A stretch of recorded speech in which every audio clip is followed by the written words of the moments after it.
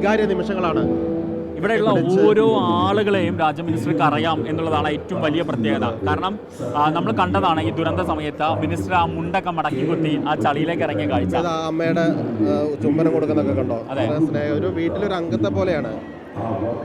അതായത് അത് ആനന്ദക്കണ്ണീരാണെന്ന് പറയാം. ഒപ്പം തന്നെ എന്താ പറയാ, ഈ ചേർത്ത് നിർത്തലിന്റെ ഒരു സന്തോഷം എന്നൊക്കെ നമ്മൾ പറയില്ലേ, ഭംഗിക്ക് വേണ്ടി നമുക്ക് പല വാക്കുകൾ പറയാം. പക്ഷേ അതല്ല, അതിനപ്പുറത്ത് ഇവിടെ കുറെ വൈകാരികമാണ്. ഒപ്പം തന്നെ ഈ രംഗങ്ങൾ സ്വാഭാവികമായിട്ടും നമുക്ക് വേണമെങ്കിൽ ഒരു റീൽസ് ചിത്രീകരണം എന്നൊക്കെ പറയാം. പക്ഷേ ഇത് മന്ത്രി രാജനെ സംബന്ധിച്ച് വളരെ റിയലിസ്റ്റിക് ആയി അദ്ദേഹം ഈ വയനാടുമായി ബന്ധപ്പെട്ട ചൂരൽമലയുമായി ബന്ധപ്പെട്ട എല്ലാ വിഷയങ്ങളിലും വളരെ വൈകാരികമായി ഇടപെട്ട ആളാണ്. നമ്മളെല്ലാവരും പ്രശ്നങ്ങൾ ചൂണ്ടിക്കാണിക്കുമ്പോഴും അത് എങ്ങനെ മനുഷ്യസാധ്യമായ വിധത്തിൽ പരിഹരിക്കാൻ ശ്രമിച്ച ഒരാളാണ് മന്ത്രി രാജൻ പറയുന്നത്.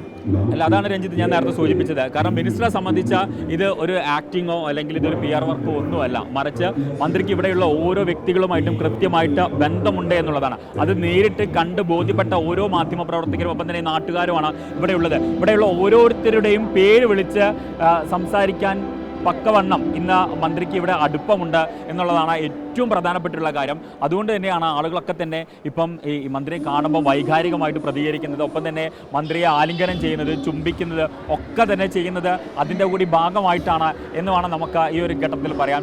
രഞ്ജിത്ത്, ഇപ്പം നമ്മുടെ ഈ ഉദ്ഘാടന ചടങ്ങുകൾ മുഖ്യമന്ത്രി അല്പസമയത്തിനൊക്കെ എത്തിച്ചേരുമെന്ന് പ്രതീക്ഷിക്കുന്നു അല്ലേ? തീർച്ചയായിട്ടും 11 മണിയോട് കൂടി ഉദ്ഘാടന ചടങ്ങാണ്. നമ്മുടെ മന്ത്രിമാരൊക്കെ ഉണ്ട്. അതുപോലെ തന്നെ ഇത് സർക്കാരിനെ സംബന്ധിച്ച് അവർ എന്നുള്ളത് കൊണ്ട് തന്നെ ആ പണികൾ, നിർമ്മാണ പ്രവൃത്തികൾ വളരെ വേഗത്തിൽ അത് പൂർത്തിയാക്കുന്നു.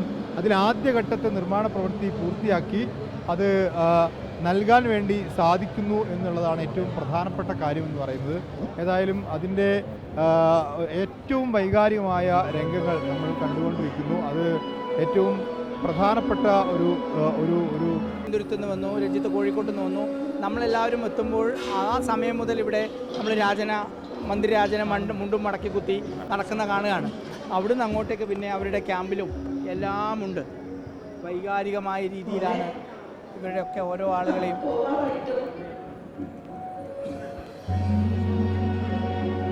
സ്വാഭാവികമായിട്ടും മന്ത്രിയുടെ പ്രതികരണത്തിനുള്ള ശ്രമമല്ല. മന്ത്രി ഇതിൽ എല്ലാവരെയും കാണുന്നു, അവരെ കേൾക്കുന്നു, അവരുടെ പരാതികൾ കേൾക്കുന്നു എന്നുള്ളതാണ്. അവരെ സംബന്ധിച്ച് അവർക്ക് ഏറ്റവും പ്രിയപ്പെട്ട ഒരാളോടെന്ന മട്ടിൽ അവർക്ക് സംസാരിക്കാൻ പറ്റുന്നുണ്ട് എന്നുള്ളതാണ് ഏറ്റവും പ്രധാനപ്പെട്ട കാര്യം. നോക്കൂ, ആളുകൾക്ക് ഒരു മന്ത്രിയോട് സംസാരിക്കുന്നതിൻ്റെ ഫീലല്ല, അവർക്ക് ഏറ്റവും വേണ്ടപ്പെട്ട ഒരാളോട് അവരവരുടെ പ്രശ്നങ്ങൾ പറയുന്നു, അവരവരുടെ നന്ദി അറിയിക്കുന്നു എന്നുള്ളതാണ്. അവർക്കിടയിൽ ഉള്ളത് തെളിയിക്കപ്പെടുകയാണ്. കാരണം വേണമെങ്കിൽ ഒട്ടനവധി പരാതികൾ, പരിദേവനങ്ങൾ നമ്മൾ പ്രതീക്ഷിച്ചിരുന്നു കുറേ പ്രതിഷേധങ്ങളൊക്കെ ഉണ്ടാവാൻ സാധ്യതയുണ്ട്. പക്ഷേ അത്തരത്തിൽ പ്രതിഷേധങ്ങൾക്ക് ഇട കൊടുക്കാതെ എല്ലാവരെയും ചേർത്ത്